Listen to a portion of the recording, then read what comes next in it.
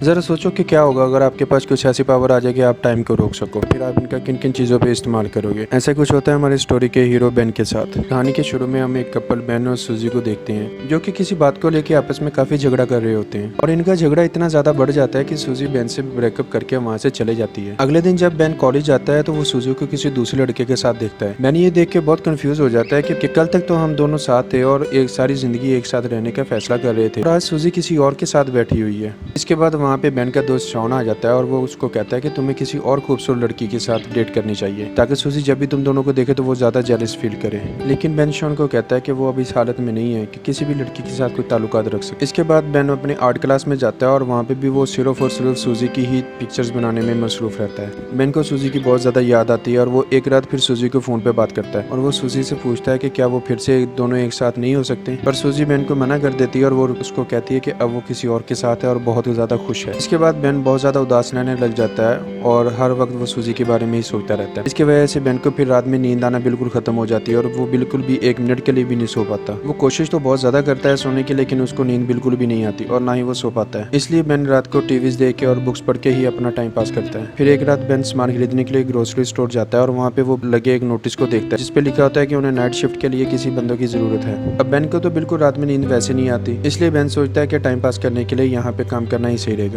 Ben उस grocery store के boss के पास जाता है, उसको अपने डॉक्यूमेंट सबमिट करवा देता है और मैनेजर उसके डॉक्यूमेंट्स देख के उसको काम पर रखने के लिए उसको एक्सेप्ट कर लेता है। फिर बेन अगली रात से उस स्टोर में काम करना शुरू कर देता है। उस स्टोर में एक लड़की भी काम करती है जिसका नाम शैरन होता है। बेन देखता है कि शैरन जब भी स्टोर में लेट आती तो उसका बॉस उसको केबिन में बुला के उसको हैरेस करता था। फिर बेन देखता है कि स्टोर में टाइम बहुत ही स्लो चलता है और फिर ग्रोसरी स्टोर का जो स्टाफ होता है वो अपने टाइम पास करने के लिए तरह तरह के तरीके आजमाते हैं, जैसे कि शैरन अपनी घड़ी पे टेप लगा देती है ताकि उसको पता ही न चले कि उसका टाइम कैसे गुजर गया। शैरन के अलावा स्टोर में दो और एम्प्लॉय भी काम करते हैं जिनमें एक का नाम मैट और दूसरे का नाम बेरी होता है और ये दोनों हमेशा स्टोर में कोई उल्टी सीधी हरकतें करते ही रहते हैं ताकि इनका टाइम इजी से पास हो सके। और अब यहाँ पे बेन के लिए भी टाइम के पास करना बहुत ज्यादा मुश्किल हो गया था और बेन के पास एक सुपर पावर आ जाती है। वो टाइम को फ्रीज कर देता है और बेन स्टोर में आए खूबसूरत लड़कियों के कपड़े उतारता है और उनकी फोटो बनाना शुरू कर देता है। इसके बाद वो स्टोर में आए बहुत सारी खूबसूरत लड़कियों के कपड़े उतारता है और उनकी ड्राइंग बनाना शुरू कर देता है, क्योंकि बेन का मानना यही था कि पूरी यूनिवर्सल में सबसे ज्यादा क्रिएशन प्यारी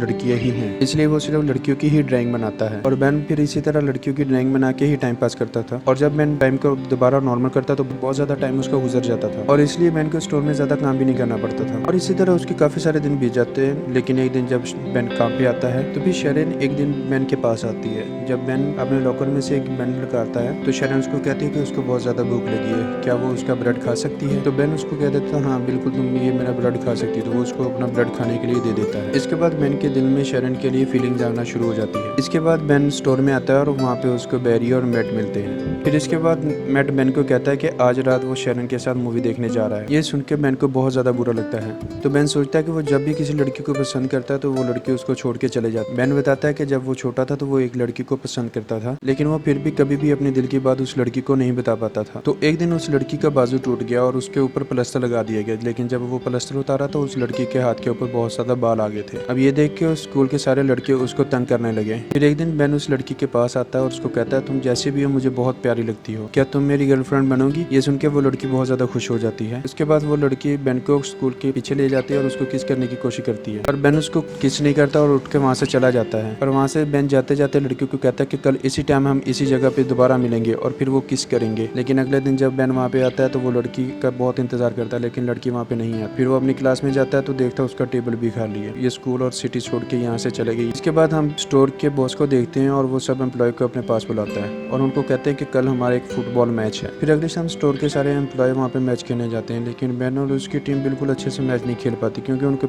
ये फुटबॉल मैच खेलना ही नहीं आता।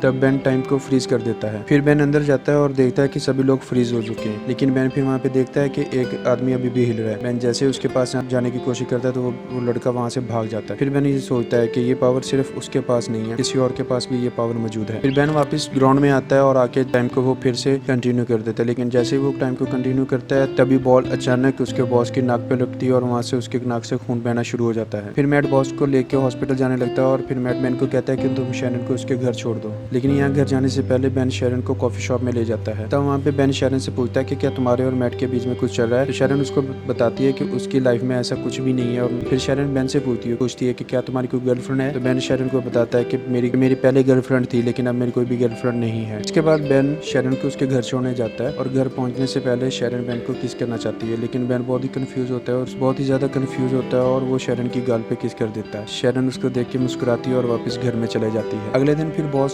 सब एम्प्लॉय को अपने पास बुलाता है और उनको कहता है कि कुछ दिन बाद मेरी बर्थडे है और मैं सबको पार्टी देना चाहता हूँ, और फिर वो कुछ पैसे बेन को देता है और वो बेन को पैसे देता है बॉस, और कहता है कि मेरे लिए तुम बर्थडे वाले दिन एक स्ट्रिपर का अरेंज करो। इसके बाद बेन अपने दोस्त शॉन के पास आता है और शॉन को बताता है कि कुछ दिन बाद मेरे बॉस का बर्थडे है और उसके लिए उन्हें एक स्ट्रिपर की जरूरत है। इसके बाद शॉन बेन को एक बार में ले जाता है और वहाँ पे जाके वो एक स्ट्रिपर से मिलाता है। स्ट्रिपर उसको बताती है कि वो तो बिजी है, उसके पास टाइम नहीं है, लेकिन एक और स्ट्रिपर है जिसको वो जानती है, मैं उसका तुम्हें कॉन्टैक्ट नंबर दे देती हूँ। फिर अगले दिन बेन स्टोर में टाइम को दोबारा से फ्रीज कर देता है, लेकिन इस बार वो सिर्फ और सिर्फ शैरन की ही पेंटिंग बनाता है। फिर उसके बाद शैरन बेन के पास आती है और उसको कहती है क्या तुम बर्थडे वाले दिन मेरे साथ बॉस की पार्टी में चलोगे। बेन इसको हाँ बोल देता है। इसके बाद शैरन बेन को किस करती है और वहाँ से चले जाती है। अब जब से ही शैरन ने बेन को किस किया था उसके बाद बेन को बहुत अच्छी रात में नींद आना शुरू हो जाती है, लेकिन अगले दिन ही बेन को एक कॉल आती है जो कि उसका दोस्त मैट उसको करता है और उसको कहता है मुझे तुम्हारी पेंटिंग बहुत ज़्यादा पसंद है, इसलिए तुम अपने सारे डॉक्यूमेंट्स और पेंटिंग सारी लेके मेरी ऑफिस आ जाना।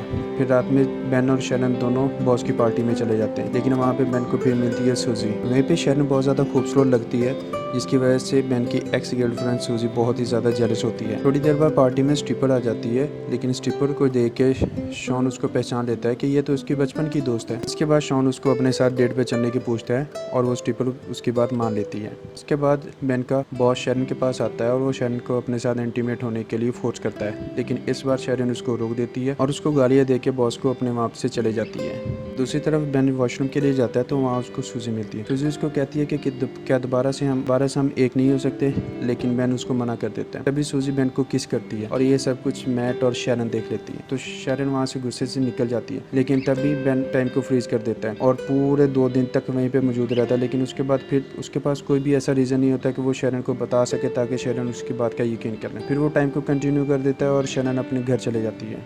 फिर बेन शैरन के घर जाता है और उसको बताने की कोशिश करता है, लेकिन शैरन उस पर चलाने लगती है और उसको अपने घर से निकाल देती है। अब इसके बाद से बेन फिर से उदास रहने लग जाता है, लेकिन और उसको रात में फिर नींद आना बंद हो जाती है। फिर अगले दिन बेन अपनी सारी पेंटिंग्स लेके ऑफिस में चले जाता है। मैनेजर को जाके कहता है कि आपकी मुझे कॉल आई थी, लेकिन मैनेजर उसको बताता है कि मैंने आपको कोई भी कॉल नहीं की और ना ही हमने आपको यहाँ पे बुलाया। तो बेन को तब समझ आती है कि ये इसके साथ किसी ने मजाक किया। बेन अभी वहीं से जाने लगता है कि तब वो मैनेजर उसको बोलता है कि दिखाओ मुझे अपनी पेंटिंग। तो एक बार जैसे बेन उसको अपनी पेंटिंग दिखाता है तो मैनेजर को उसकी पेंटिंग बहुत ज़्यादा पसंद आती है। मैनेजर उसको बोलता है कि तुम अपनी सारी पेंटिंग्स कल को मुझसे अपॉइंटमेंट लेके आ जाना, और मैनेजर उस बेन की सारी एग्जीबिशन लगा देता है। फिर एक इनविटेशन वो शैरन को भी भेज देता है। फिर बेन ने शैरन को लिखा था कि वो इसकी एग्जीबिशन में लाजमी है। फिर वहाँ पे मौजूद एक अमेरिकन लड़की बेन के पास आती है और वो उसको कहती है कि तुम्हें अपना शो अमेरिका में भी करना चाहिए। बेन सोचता है कि शैरन को अमेरिका जाने का बहुत ज़्यादा शौक है, तो वो तुरंत ही उसको हाँ कर देता है। उसी वक्त वहाँ पे शैरन भी आ जाती है और जब शैरन वहाँ पे देखती है अपनी पेंटिंग तो वो बहुत ज़्यादा खुश होती है। तभी बेन शैरन को कहता है कि आई एम सॉरी। शैरन कहती है इट्स ओके।